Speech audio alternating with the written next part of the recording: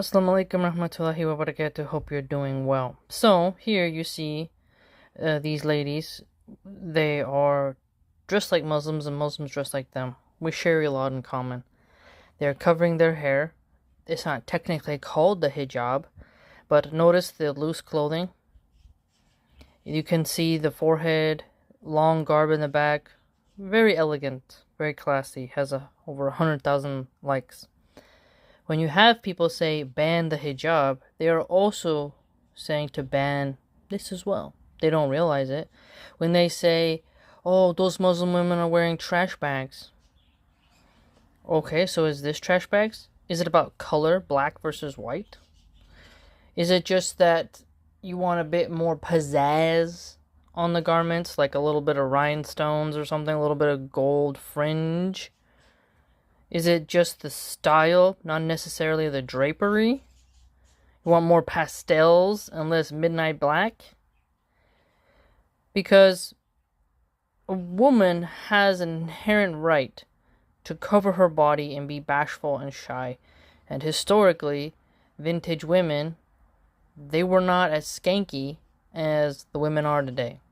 1920 rolls around, things get kind of saucy. Women start to change up, but in the past, women, they had more layers of clothing, and having your bare shoulders and skin-tight yoga pants and sports bra out, it was just not acceptable. So, if someone is being ethically consistent, and they say, ban the hijab, it doesn't belong in the West, you are also telling these nuns here that how they dress is not allowed as well. You cannot say, oh, well, if you wear a cross, then how you dress is okay, but if you don't wear a cross, then it's not okay, when the uniform is nearly identical. Right? So if you say Muslim women are oppressed because they choose to follow what Allah subhanahu wa ta'ala has commanded, and what the Islamic patriarchy encourages and enforces, then you have to look at, alright, that means nuns are oppressed because that is their uniform.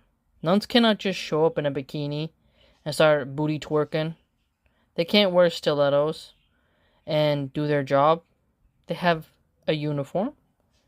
And that's part of the rules of being a nun, is that you have to adhere to the uniform rules. So, are they oppressed because they have to dress like that? What will happen if a nun shows up and just starts looking all sort of wild? Now, tradition is important, right? They want to preserve their rights, their religious rights. So why can a Muslim woman also want to preserve her religious rights? Why is it elegant to dress like this when it's a Catholic, but it's oppression and extremism when a Muslim woman does it? Again, a lot of the Magatardians will say, Christ is king! And then turn around and be like, wow, these nuns are elegant. And then say, hey, you Muslim, how dare you think you have the right to cover your hair? And if you do cover your hair, you don't belong in Western countries. So by that logic, the nuns don't belong in the West either then. Because if modesty is persecution worthy, then a society that does such an action isn't worth preserving at all. Because modest women are better than lewd women. And this has always been the case.